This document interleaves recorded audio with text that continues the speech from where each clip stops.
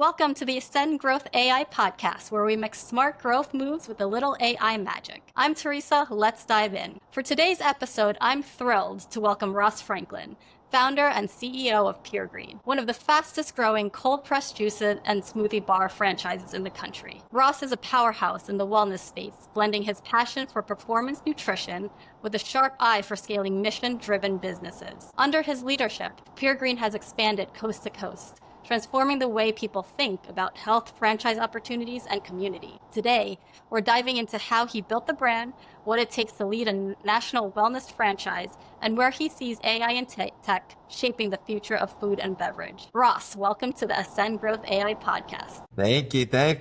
Great introduction. I'm really happy to be here. Perfect. Can you talk about your background and Pure Green? Absolutely. So with Pure Green franchise, I started Pure Green back in 2014. And prior to that, I used to be in the fitness industry. I used to own my own health club and sold it, started a consulting company, launched gym chains all over the United States, and got into yoga studios, Pilates studios, and finally juice bars. And I came to this realization, which is when you look at optimal health, nutrition accounts for 80% of getting results. And that became the foundation for Pure Green. Give us a little bit more about what differentiates Pure Green from the rest of the juice bars or wellness brands. Absolutely. So with Pure Green, we have total about 150 stores between what's open, what's in site selection, what's in development. 70 stores open. We're growing fast. We're opening up about 3 to 5 new stores every month now. And with Pure Green, we're all about superfood smoothies, acai and pitaya bowls, cold pressed juice and cold pressed juice shots. And our mission, what's driving us, is to build healthier communities around the globe by connecting people with superfood. Who is Pure Green's ideal customer? We like to call them guests because when the people come into the store, the goal is to treat them like you treat a guest in your own home, and the customer has more of a transactional feel. So we love to call them guests. So our ideal guest is really anyone who wants to get into a healthier lifestyle. Pure Green's really designed to be for everyone. We're an inclusive brand. We're not exclusive. And so our average guest, it really ranges depending on where our stores are open. So if we're open on a college campus, we're gonna get a lot of college kids. If we open up in more corporate areas, we're gonna get all the typical office people and office executives coming in. If it's more of a residential area, it's gonna be, typically a mom with bringing a bunch of kids. It's very family oriented because who doesn't want to be healthy? So really we cast a very wide net with who we target as our average guest. That should be everybody, hopefully. That's right. So Pure Green has grown into a nationally recognized wellness brand. What was your original vision and how has that evolved? So, original vision going back to Unit 1, our first store, it really just started with a passion for health and wellness and started with our mission to build healthier communities. And, we started franchising in about 2020. And, over the years, we've just had some incredible franchise partners join us. And what started out as my mission when it was just me, became the mission of our corporate team and became the mission of all of our franchise partners. And the beautiful thing about franchising is we're all working together toward that same goal, just building healthier communities around the globe. So it sounds like it's true to the original vision, which is fantastic. Oh yeah, yes. And vision never changed, just the number of people who are helping to support the mission. And that just shows it's such a great vision. What was your biggest challenge when scaling Pure Green through franchising? So we've encountered, any business is always bumps in the road. We've had so many different challenges, from in franchising in particular, whenever you first start, a business starts franchising, you don't know what you don't know. And so for us, our guiding force has always been our mission. And whenever you start to kind of deviate a little bit away from that, one of the big challenges that we had with franchising has been, we're people business. And so the most important thing is who we elect to award franchises to. And what we found is the best franchise partners are people that share and are aligned with our mission, people that are passionate about health and wellness. And whenever we kind of deviate away from that, if we let someone into the system who is not well aligned, that's where you run into problems. So we realized early on, we have to be very careful with who we let into the systems. And when we raised our standards to only allow people that really are super passionate about health and wellness, Another thing we learned is that, our stores, if we want to get communities into a healthy lifestyle, we need that for the franchise owner to be present, to be at the store. And we realized that everyone kind of tells you what you want to hear. Yeah, everyone's like, Ross, I got it. I know I got to be there for the first 4 to 6 months. And then when their store opens, we've had instances early on when, they're nowhere to be found. They're not even at their store after grand opening. And so we learned from that not only did they have to be passionate about health and wellness, but they have to be committed to being present early on, because we believe that everything about a store, everything about an organization is a direct reflection of who's in charge. When the franchise partner is in the store, that's where the magic happens. That's where the team members perform at their best. The franchise owner, everyone wants to meet the franchise owner. So when the franchise owner is engaging with all the guests, that's how you build those fundamental relationships that drives guest frequency. So that was a big challenge that we had to overcome, is really identifying who and what criteria makes for an incredible franchise partner. So we learned that over time. How do you ensure now that they all stay consistent with each other? So consistency, I think one is we have an amazing culture. All of our franchise partners, they all become fast friends with each other, and they all help to support each other. So one of the great things about our franchise partners is they also have a little friendly competition. So they all want to be, the highest revenue. And, whenever we throw out competitions, they all try to, make it to the top. And we love that about our franchise partners. But newer franchise partners, when they meet our other franchise partners, they realize that they're not alone, that they have a wide network. They have peers that they can go to ask questions. And that's the most beautiful thing about our culture at Pure Green, is our franchise partners are in it together. They help each other. We're very fortunate to have such an incredible culture. Definitely experienced that in the summit where I met the other franchise partners, and there's definitely a strong culture of just trying to support each other there. So I can resonate with that. Yeah. How do you find franchise partners? Are they coming to you, or are you reaching out? What's your current system? Yeah, so a lot of different ways. One is people find us. So they just come to our website, they apply. Two is by just word of mouth referral. So we have our existing franchise partners, there may be guests that come in that are like, hey, wow, this is amazing. I would love to own my own. So a lot of them come from existing franchise partners. We do some marketing and advertising. And so we get some people that way. There's franchise brokers out there where the franchise brokers refer them in. So it's a wide mix, but I would say the weight of it is people tend to find us from our website. Have you had to turn away many people who've reached out to you? So we have. So whenever we find, the first question that we always ask is, tell us what resonates for you about Pure Green. And what we're looking for is just passion for health and wellness. That's what we're looking for. And so if it doesn't feel right, they're not going to make it very far in the process. Okay. The other thing is, when someone looks at this, where we know up front they're going to be an absentee owner, they're just, they're going to hire someone to run the store, rely on their team to run the store and not be there. That's not a good sign. So we turn away a lot of people. Over time, we've really raised our standards for who we let into the system. We also have prospective franchisees meet with some of our other existing franchise partners. One, so they can get a feel on what a day in the life is like on being a franchise partner. But two, it's also to get feedback from our existing franchise partners. And they're very protective over the brand. So a lot of times if we get feedback from existing franchise partners, hey, I spoke to so-and-so, a lot of times they are amazing. We got to definitely get them in. They're going to be incredible for the brand. But sometimes, they'll say, hey, we don't think they would be a good fit. And here's why. And we take that very seriously. So it's like joining a family, which is nice. Yeah. So let's talk about some consumer trends. Are you seeing any shifts in the market on how consumers are engaging with wellness and nutrition today? Yeah, I think one big shift is the explosion of social media. You have all of these influencers. I think 5-10 years ago, a lot of people are discovering new health trends from articles, from books, from watching TV. And now it's the main source of education information. A large part of it is coming from social media and from influencers. And that's how all these people are discovering these new health trends. So the shift to getting information from different social media channels, I think that's new, and that's how a lot of people get their information. And sometimes it's the wrong information, but we have to work with it, right? How do you educate your consumers on the health benefits of the product? Because I know Pure Green is science-backed.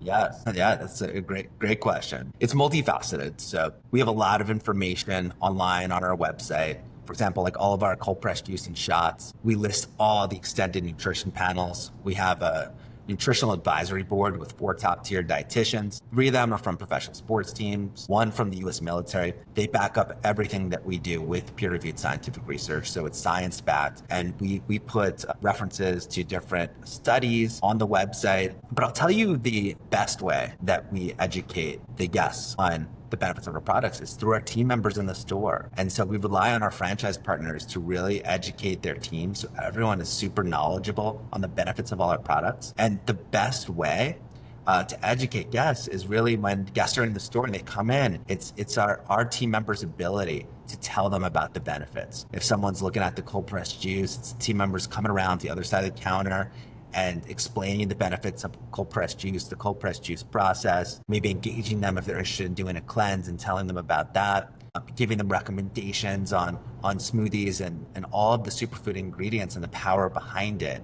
It's really powerful when it comes from our team members. So we think that is the best way. Yeah, that's true. Let's transition to leadership and culture. So as a CEO, how do you stay grounded and focused with so many moving pieces? Yeah, so there's always a lot going on.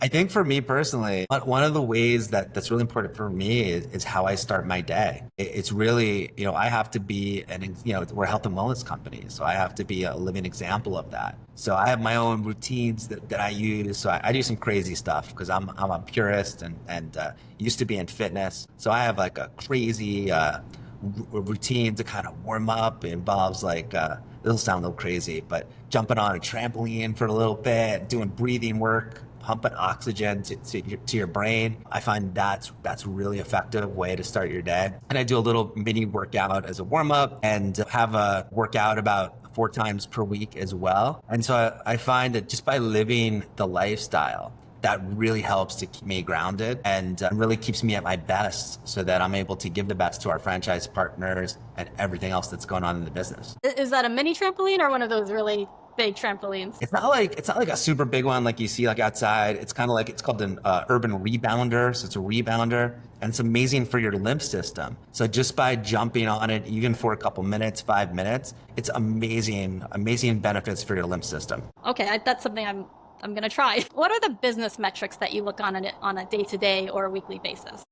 Yeah, so every day I start my meetings at 9 a.m. And so it starts with a call where we have our full corporate team on this call. So it's just our daily kickoff call. And the goal is to mobilize everyone on the team. But the main business metric that we look at is we have a team of 3 different virtual assistants. And so they prepare the reports for me exactly how I like to look at the data. And so we do a full review with everyone on the team where we're looking at the previous day performance. So we start by just looking at revenue. So we go down the list with all the stores and how each store performed the previous day. If something's off, like a store is not where it should be, we have metrics like where we track the weather. So like one store, and when I was going through with the team today, I was like, wow, the store's like way off. Like what happened? And then we look at the weather and we find out there was a major storm that happened, which impacted revenue. So that made sense. Looking at percentage of revenue categories, making sure that makes sense, percentage of delivery. So we could see if delivery sales are very low. We could find out what happened. So that's how we start off the day. And so then we go into a lot of different categories. I don't want to bore you with all the details, but then we have a VA just for SEO, search engine optimization. So we're looking at the rankings there. How are they doing on helping stores to rank for all the top keywords we want to rank for? We then go through other metrics, which is guest feedback. So we have a consolidator where we can see all the reviews that were left from the previous day across all channels, third-party delivery channels, Google Business Profile. We're looking at all the reviews and all the feedback, and that really gives us a good sense of like what's going on throughout the country within all of our stores. We address on the call anything that needs to be addressed right then and there. Do you call the franchisee and? Yep. So that one I just was telling you about, then I called the franchisee. I'm like, hey, what happened yesterday? Why was it off? Oh, Ross, there was the craziest storm that happened. It killed the business. And so I was like, okay, yeah, that's what we saw. So I just wanted to confirm that makes sense. So yeah, if something's off, I will call that franchise partner just to see what's going on. And then we like to celebrate the wins too. Like the best part of like when we go through the numbers, I love seeing like a store that has been trying so hard and they crush it. They have like a monster day. And so we send them a text message and congratulate them. I love seeing that. I love seeing, like, we look at the data on a weekly basis too. I love seeing our stores, how they're growing. You got to celebrate those wins. How do you motivate your franchisees and the corporate team? So with our corporate team, my leadership style is not about micromanagement. If I have to micromanage someone, like, they're most likely on their way out. Each of them, everyone on our corporate team has to be like very independent. And so that's really important. My philosophy is based on solution orientation. What I mean by that is there's problems like all day long, right? When our corporate team has issues, the expectation is that they find a solution, they solve it, and they come to me if it's something I need to know about, and they tell me, hey, just, this happened, here's what we did. Boom. If it's something that is higher level, then they'll come to me and say, hey, here's the situation, here's some potential solutions, I'm leaning towards this one, and then I help them figure out exactly how to solve it. So focusing on the solution, too often, people focus on specifically what the problems are, and they get like so bogged down with the problems, they don't spend enough time focusing on the solutions. So a problem occurs, we immediately train everyone to focus on, okay, what's the solution? Let's get that in place right away. And then before you know it, the problems are taken care of. So with the franchise partners, it's a little different. So we look at all of our franchise partners as they're CEOs of their store. A lot of times, like, they're handling all the issues that happen in their store, but they'll come to us for support. And so we treat our franchise partners as partners. They're our business partners. And so our interaction with them is we treat them like a partner. Let's talk about AI now. Right. Are there any areas where Pure Green is already leveraging AI? Yeah, in a big way. I'll give it a recent example is, as you mentioned, we just had our annual growth summit this past weekend. And so, after the event, we get hit with, in the events world, like, they always try to get you for all these little fees. And so it could be very intimidating. Like, if you don't have like an event coordinator, which we didn't use one for this event, who's like handling all this stuff, it falls on us to have to, we get all of these BEOs, which from the event, and we have to reconcile everything. So we have all the files, the original agreement, we threw all that into ChatGPT, and it gives us a list of, hey, here's where they're wrong, here's where they're trying to overcharge you. And, some of these agreements are just super long documents, and AI really helps to make it easy to understand and save a lot of time. So that's like an example of, like, any agreements that we get, we use AI to help save time. It's a big time saver for us. Are there any areas where you would want to use AI in Pure Green? It was funny, even right before this call, I had a call with an AI company, and they have these young guys, they have an AI platform that just came out that they've designed for team members to help do role playing with team members. And so we're potentially working on a pilot with them to help enhance our intranet and integrate AI on our intranet to help franchise partners find things easier, do assessments of team members. So we're constantly, as AI continues to develop, we're constantly looking for different ways to leverage it. And we want to be ahead of the curve. Like, we're very quick to adopt AI, and we want to be the company that really figures it out before everyone else does. How about any AI-driven personalization? So we're actually doing that with our app, our new loyalty app that's coming out. So there's a little feature on it. It was originally called the Dining Assistant, which we didn't like, as you know, from Summit. We want to change that to like the My PG preferences. And so by putting, if you're gluten-free, if you have any dietary restrictions, it'll customize our entire menu for you based on your dietary preferences. So we're using that AI in the app a lot. There's something called deep linking that's the term that they use, deep linking, which it knows. So if you always come in, you order the mixed berry acai bowl, we'll be able to target that and use that in our marketing. So the AI will know that you always get the mixed berry acai bowl. And so you'll get an email from us. Hey, we know you love our mixed berry acai bowl. Hey, here's $2 off your next order. And so it's very customized for that individual based on their order history. So we're definitely using that in the development of our app. Absolutely. Whole thing with the app is we find that when people use an app and they order, they don't feel rushed. They can add on, oh, I want to add collagen protein to that. We'll typically see a higher ticket price if they order from an app as opposed to in store with a line behind them. They feel pressure to order fast. So if they're in store, they might say, hey, I just want that banana nut smoothie. But if they're on the app, it's like, oh, now they can take their time. Let me add collagen protein to that. Let me throw some chia seeds in there. And so you'll typically see a higher ticket. So we think that's a huge benefit of the app. And we think that we're also doing these extended loyalty tiers where what we're trying to do is drive frequency. So we created these new tiers where, for example, if you come in 100 times in a year, and you get 100, you have 100 hearts. Then you join this new club where you get the special heart status, where every time you come into any Pure location, you get a free add-on. So if you get a smoothie, you can add the collagen protein at no charge just because you're at this loyalty tier. You get a cool swag bag that we send directly to you with all this Pure Green gear in it. And so we think that the app and the way we're using AI in the app is really going to help drive our guest frequency. So if a typical guest comes 3 times a week, we want to figure out how to get them to come 5 times a week. That's going to be very powerful. Let's talk about future plans. Where do you want Pure Green to be 6 to 12 months from now? So 6 months from now, we'll be at a very magical number, which is 100 stores open. So right now, there's only 70 stores open. So we think that's going to be Q1, maybe into Q2. But so 6 months from now, we'll have over 100 stores open. And that's a great number to be at because that's the point where in the franchise industry, we're able to get down the cost of distribution. So we get lower food costs, lower cost of goods sold. We get more brand presence, there's this whole new level of respect in the franchise industry when you have 100 stores open. So that's going to be a massive milestone for us that we'll achieve in the next 6 months. What about 12 months from now? Is the growth just exponential from there?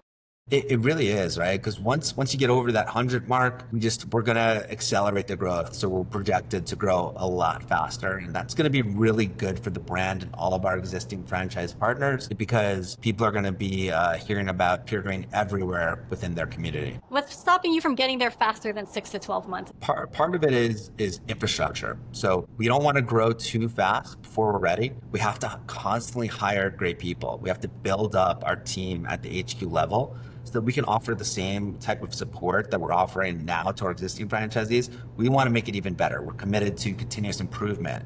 So we want to continue to offer even better support. And so we have to hire to keep up with the growth. And so that's why we have to be careful not to grow too fast. If there was one thing you can solve in your business that would make it easier for you to get to your goal, what would that be? I would say our biggest challenge, I talked about this at our annual summit, biggest challenge is building store culture. That's the hardest thing. And for that, we rely on our franchise partners. And what it takes for that is for the franchise partner to be in the store as much as possible. We know our franchise partners are amazing.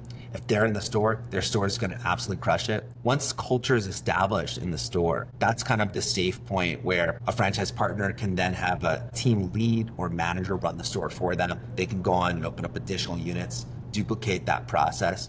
But getting to that point where that store culture is established, the standards are there and well maintained, that's our biggest challenge. How long does it take to establish store culture? It's different every store. Some stores do it in a couple months. Some stores it could take 3-4 months. Every store is different. How can AI help the franchise partners run their businesses better? Yeah, so I'll tell you, one thing that our franchisees hate is counting inventory. It's a very tedious process. So, we go to all these different trade shows and franchise shows. There's some cool new AI tools out there where we saw this one company, I can't remember the name, but you take out your phone and it scans. If you have 5 boxes of strawberries, you just basically scan it. It knows that there's 5 boxes there. It does the count for you. Do that with all your paper goods. And so it's a big time saver. That's really interesting. We're waiting for AI to get to the point where with scheduling team members, doing the schedule, where AI could tell you, hey, if you're closing at 9 p.m., based on the data history, we recommend you stay open to 11 p.m. because we ran the analytics and we think you're going to get an extra $850 within those 2 hours. Definitely, our recommendation is to open those extra 2 hours. When AI gets to that level, that's how it could really benefit franchise partners. How long does it take for franchise partners to count the inventory? Some can do it in an hour, 45 minutes to an hour. Newer franchise partners, it does take a little bit longer. It could be an hour and a half, an hour and 45 minutes. Yeah, having AI would probably cut that down to like 5 minutes or something like that. Hopefully, we got to experiment with new tools, and it would be a lot faster though.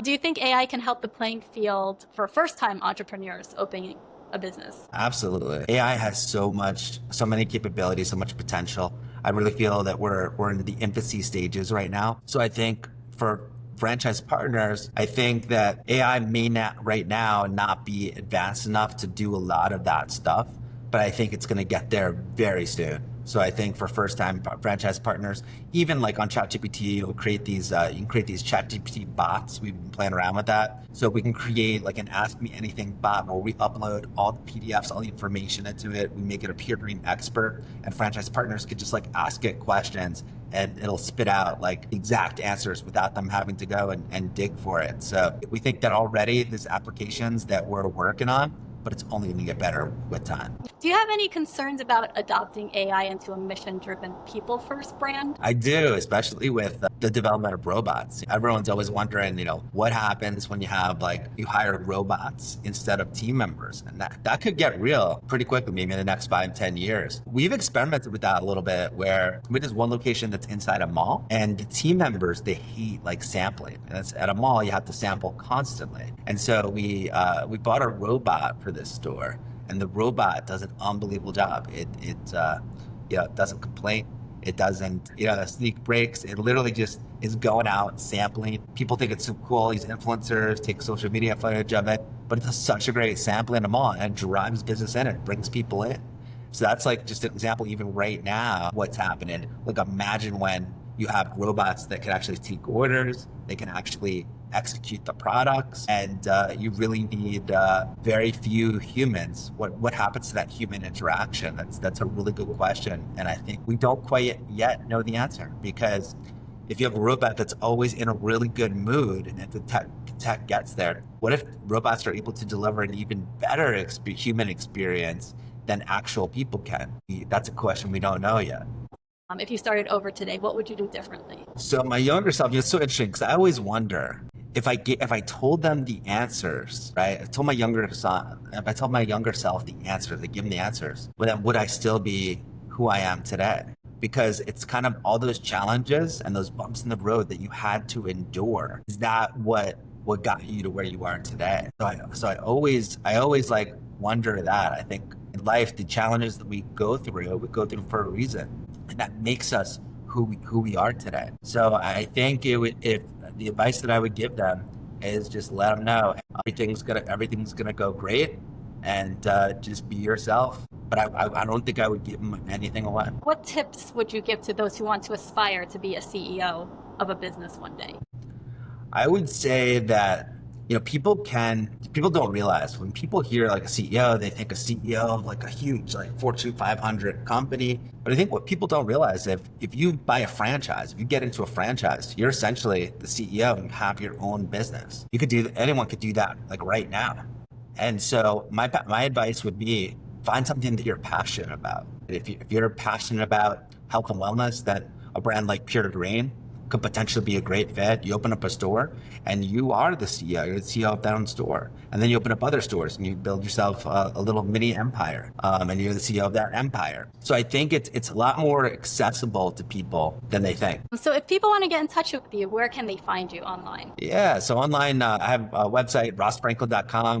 You can get in touch with me at puregreenfranchise.com. Instagram, Ross F. Franklin. I had to throw my middle initial in there because I couldn't get it without it. All right, perfect. Well, thank you so much, Ross. It was so nice talking to you on this. I really enjoyed the conversation and all the insights that you brought. And so that's a wrap for today's episode. Thanks for hanging out with us. If you got value, share it, tag us, and don't forget to hit follow.